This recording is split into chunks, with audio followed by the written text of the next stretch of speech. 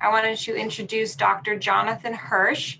You can see up in the corner there. He is an orthopedic surgeon and a sports medicine specialist. He is on staff at West Boca Medical Center, and he's also part of TFPS, Tenet Florida Physician Services. And today he's going to be discussing hip arthroscopy. So I will turn it over to Dr. Hersch. Great, thank you, everyone. Thanks for joining us for lunch today. Sit back, relax. I'm going to try to teach you the basics about hip arthroscopy, what I do for it, how we treat it, and hopefully we can help some of you if you have similar issues. Today, we want to try to understand the anatomy of the hip, the science behind the hip mechanics, the basics of treatment of hip arthroscopy, and what your expectations could be if you eventually needed surgery. A little bit about me, my training. I went to undergrad at Duke University, got my medical degree at NYU in Manhattan, did my residency at Long Island Jewish North Shore, and did an extra year of fellowship arthroscopic training at the Cleveland Clinic in Ohio, and I've been in practice now over 20 years. So if you read anything about hip arthroscopy, which has really just taken off in the last 10 years, the amount of understanding of what we know about the hip more and how we treat it through a camera, you'll see a reference to something called FAI, or femoral acetabular impingement, and then subsequent labral tears. What's interesting about FAI is that we know from the research that patients often see many doctors before the correct diagnosis is made. And on average, it can take 2 years just to make a diagnosis, in part because FAI wasn't taught to a lot of us in medical school or residency. It's something more the last 10 or 15 years it's come to light.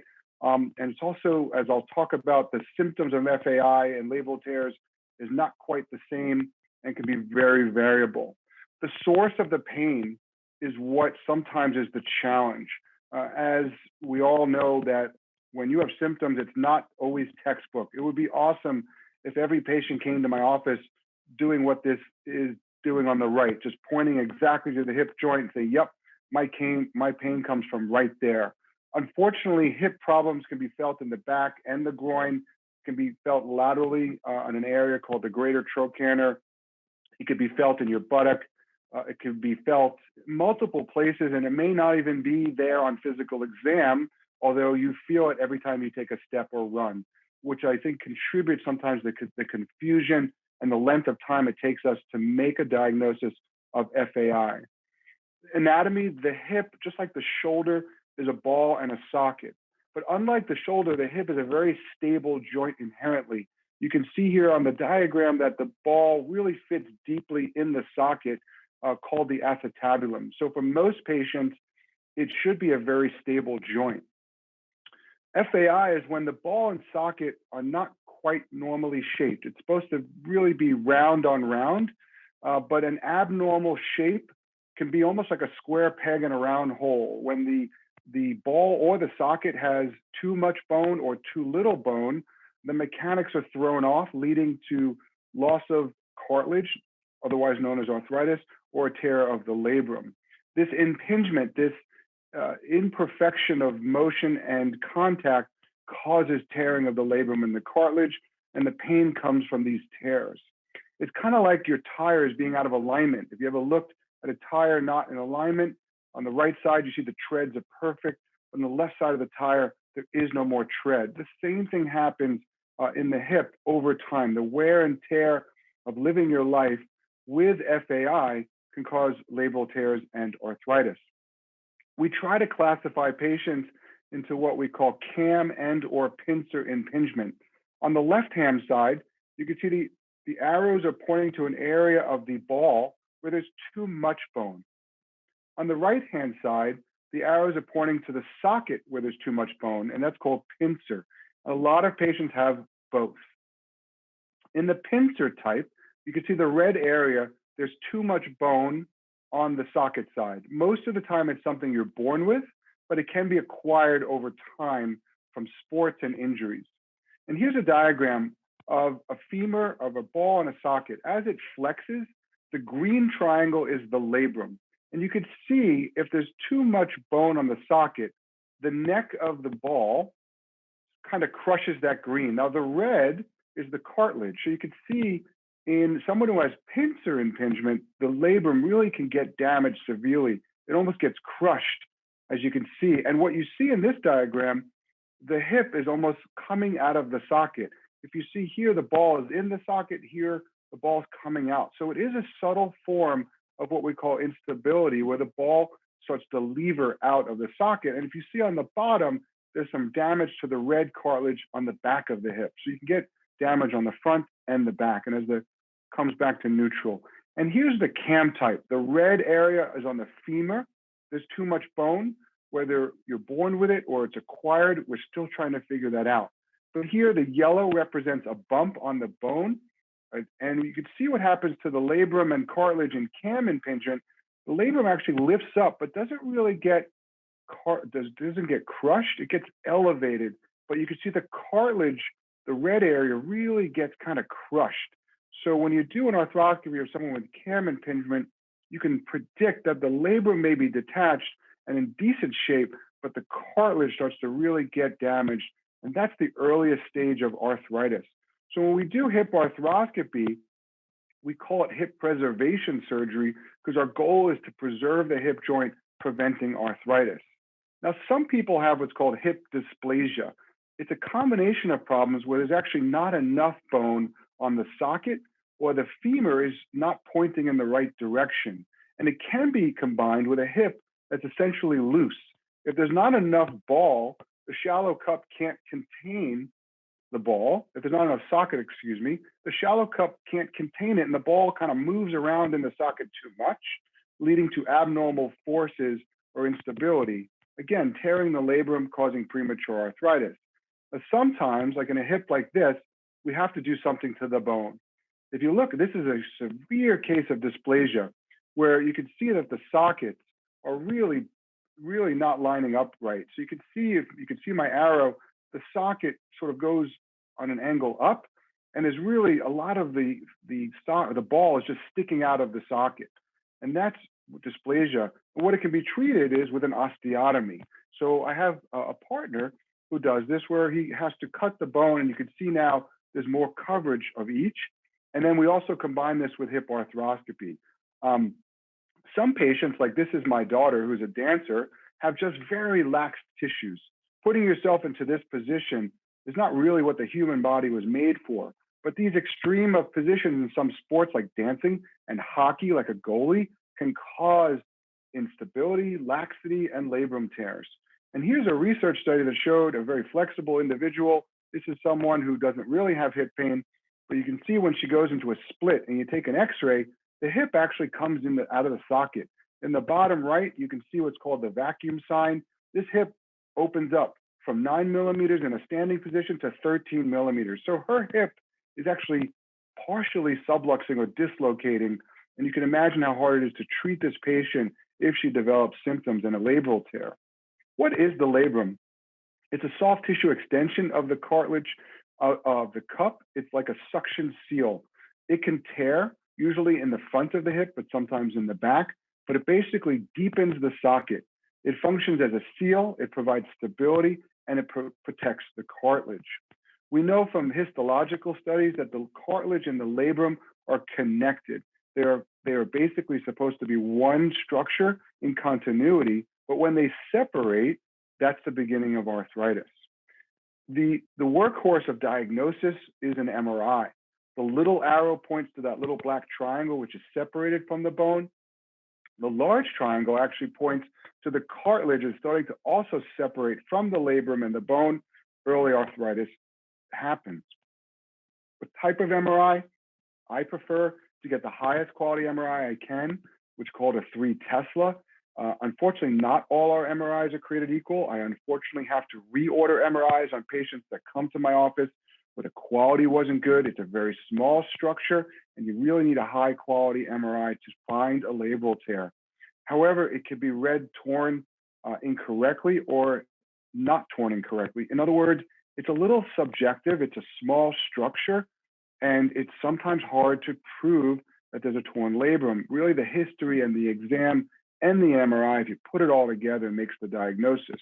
We know from tons of research that many patients have what appears to be a labrum tear on MRI, but actually don't have any symptoms. So it could be a normal part of some people's life. But we always order x-rays, and people always ask, well, doc, I have an MRI. What do you need x-rays for? Well, part of the problem, as I said, is a mismatch of bone shape, and x-rays are way better than MRI to measure the shape of the bone. Here's a patient on the left with a normal angle of the socket. On the right is a very dysplastic individual. That 30-degree angle of the socket is way high, and you can see that half the hip is sticking out of the socket. So as I go through these x-rays, just showing you examples of some angles that we measure, x-rays are just as important in treating this disease as MRI. And we also get CAT scans if we're gonna go to surgery for three-dimensional imaging. Now, labrum tears, most of these occur from minor injuries or really no injury at all. Most, but not all, are related to femoral acetabular impingement. Most people have some kind of mismatch in the shape of the femur and the socket, or they don't have enough socket, that dysplasia I talked about. The classic symptoms of a labral tear is groin pain when sitting, twisting, or pivoting. You can feel it, as I said, lateral in the butt or the thigh, and clicking and catching is some of the worst symptoms that people have. But as we all know, lots of things in orthopedics can mimic other things, and I call it the diagnostic buffet. Here are some of the causes of hip pain from the joint or intra-articular. Many different things can mimic the pain of labral tears. And then there's all these extra-articular things outside the joint that can hurt in the groin or the hip. Things like bursitis, muscular pulls, sciatic nerve problems, etc. So this is, again, why it takes sometimes a lot of time and effort to make a diagnosis. When we make the diagnosis, as I said before, CAM-FAI, which you can see in the bottom right, that white arrows basically pointing to a large bump over the femoral neck. On the top is what it does to the cartilage. You see all that area of basically shredded cartilage. That metal device is a shaver that we use. This is a hip arthroscopic photo. And here's me just cleaning it up to try to get a sense of how bad the damage is. And this can be reattached, but some of the cartilage just wears off, and we have to do other things. Here's again a hip arthroscopy photo. You can see the ball. Here's the socket. Here's the labrum, which looks really decent, but looks what happens when it separates from the cartilage. It's just shredded. So this is, again, another picture of CAM-FAI, where the cartilage labrum separation is happening. How do we do hip arthroscopy? We have to put a patient in traction. We use x-ray as we do the case. I use now a system called the Guardian, where we're actually pulling against no post. You can see here the traditional hip arthroscopy, there's a post between the patient's leg that we found that if you can just take the table and place it in reverse and just put the patient a little bit of an angle, you can pull against gravity without that post in between the legs. We've lessened the chance of having some numbness and tingling in the thighs, pulling on the groin. So the invention of this table has been excellent for my practice. What do we do with the CAM? Again, why x-rays are so important. On the left, you can see the bump, and on the yellow, on the right, you can see a nice smooth border that we're able to arthroscopically reshape with a burr. And here's a case where I'm taking away some of the cartilage, and you can see the bone nicely freshened up with a burr. Now, pincer, you can see the angle on the left has too much bone lateral to that red line, and on the right is after surgery. We basically, with a burr, trim the end of the socket, making it a more normal shape. And again, here's using a burr on the bone. For reference, the labrum is over here. The burr is on the socket, slowly removing the extra bone on this patient. And then finally, we repair the labrum. This is all done through a camera. You can see the blue sutures wrapped around the labrum with knots tied. Sometimes I'll tie knots. Sometimes we use knotless devices. Basically, our goal is to put the labrum back where it belongs so it heals properly. But some labrum tears are very subtle. Here's a patient who has pain with a normal MRI. But we went to surgery, we were convinced, but you could see the instability. As I push on the labrum, you can see the cartilage basically separating. And here's a more extreme example. This is called the wave sign. That probe, you can see the bubble that appears in the cartilage, the labrum above it, that white thick structure. I'm pushing on the cartilage, and this is why it leads to arthritis. And here's a really extreme example. of basically a hip that has an unstable labrum, but the labrum is fine, and you can see how it tears all the way down into the cartilage, forming this wave sign. It's very unstable. It shouldn't wobble up and down like that, and the cartilage should not move with it. What do? We put stitches through the cartilage and the labrum and get to this photo once again. Sometimes the patient comes in and the labrum is just absolutely destroyed, or they've had 1 or 2 attempts at arthroscopy and it didn't work. So here's a patient who had a reconstruction of the labrum. That piece of tissue with the sutures wrapped around it is actually a cadaver tendon. So we can make you a new labrum, reform your suction seal if necessary, if you don't have enough tissue to fix. Again, the cartilage, you can see the shredding of the cartilage on this patient. We clean it up to assess the damage. And sometimes we have to do what's called a microfracture. The bare space here at the tip of this sharp object right here is what arthritis looks like in a small version. This is just about 10 millimeters. And what we do is we puncture holes in it to get bleeding. The stem cells from the bone marrow enters the defect and forms like a scar cartilage.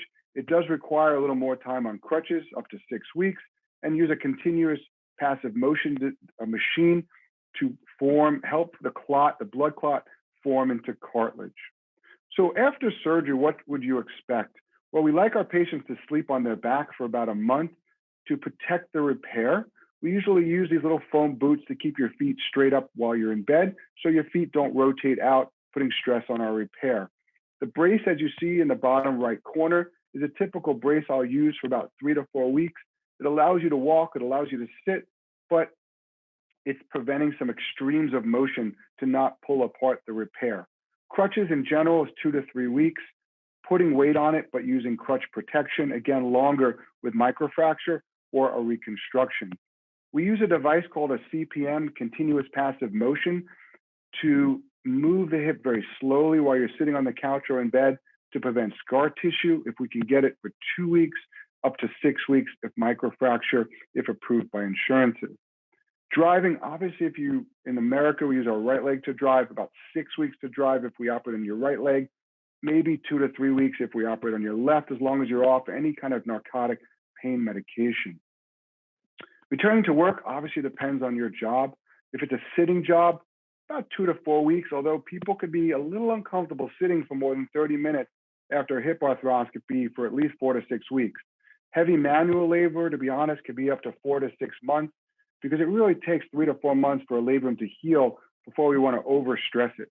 Returning to school for kids that we operate on, usually within a week to 10 days, most kids are comfortable enough to get to school. Rehab, the very complex joint. Rehab can take many, many months. We have certain things we want to avoid, like lifting the leg up. The hip flexors can get some tendonitis, be very excruciatingly painful. We're always warning our patients and the therapist to not do too many straight leg raises after surgery. Return to sports can be up to 6 months for running sports. Expected timeline. So about a week, most patients are independent. You've already started some physical therapy, and most are off any kind of pain medicine within a week. Within 6 to 8 weeks, you're resuming normal function, but a little sore at the end of the day. 3 to 4 months, our therapy gets more intense and more fun, to be honest. More functional training, sports-like activities, starting to feel normal. And over 6 months, return to sports and activities that you love. But it really depends on the severity of the disease beforehand, the type of sport. And the literature really shows that people will continue to improve up to 2 years. So we don't give up on patients at 9 months that are still having some difficulty. That's about all I have to say today. I wanted to give you guys time for questions. So a little overview, a little peek into what we do in hip arthroscopy. So if you have any questions for me, feel free to type them and we can get to those. How does the pain and recovery compare to other procedures? Well, it's interesting. The more hip arthroscopy I do, I'm always impressed that it's something about the arthroscopy that I have my patients come in the day after surgery. They're actually feeling already within 1 day better than they felt in years. Because as I said, a lot of these people come, when they find me, they've already been doing this for 3-4 years. We basically only make 3 holes, maybe 4 in the hip. So as far as damage, it's very minimal. I would say it's on average the same pain as a simple knee arthroscopy. I have found it's much less painful than a shoulder arthroscopy. And then there's a question, I think it's related to COVID in terms of safety and going to get this done right now, or is this the type of thing that should be delayed? I definitely don't want to delay it. As I showed you some of the really bad cartilage labrums that can happen if you let it be. You know, at the hospital, everyone gets tested for COVID before, so no elective surgery is being done on a COVID positive patient, only emergent, and they are in separate operating rooms and completely separate parts of the hospital. So I think at this point, you know, I do not think delayed care is wise. In my office and most offices I know of, we take COVID very seriously. We clean every room. Everyone's wearing a mask. We check temperatures, distance in the waiting room. We try to keep patients moving so people are not in the waiting room at the same time. So these could be really, you know, even just 6 months you let go by, you can go from a minimal damaged labrum to a shredded labrum. So I think you really should get it checked out if something's bothering you, not delay. Unfortunately, COVID's going to be with us for a while, but we have a really good handle on now how to separate patients, especially at the hospital. Wonderful. And then we had another question. How do you determine if a patient needs this as opposed to a total replacement? So that's where the arthritis comes into play. Certainly the X-ray is the standard for arthritis. So we're looking at the joint space narrowing. If that space becomes narrow, less than 3 millimeters, you have an MRI that shows arthritis. So someone's dominant part of their problem is arthritis, and they also happen to have a labral tear, and they're over the age of, say, 50, they're more of a hip replacement candidate. There are patients either too young for hip replacement or sort of in between, a little bit of arthritis and a labral tear. And that's where the science of medicine comes in. And we have to really have a long discussion, because if you do a hip arthroscopy with someone with significant arthritis, it will fail. So we always try to avoid that. We're trying to get to the patient with minimal to no arthritis. So it really is dependent on the extent of arthritis and their age. Perfect. Those were the only 3 questions I had come through. Okay. So thank you for your time giving this talk, and thank you everyone for joining. And again, this was Dr. Jonathan Hersch. He is an orthopedic surgeon. He is part of Tenet Florida Physician Services, and he's on staff at West Boca. Feel free to contact his office if you'd like to schedule an appointment, or if you have any other information, I'm sure he'd be happy to answer you. Thank you so much for inviting me. Thank you. Bye.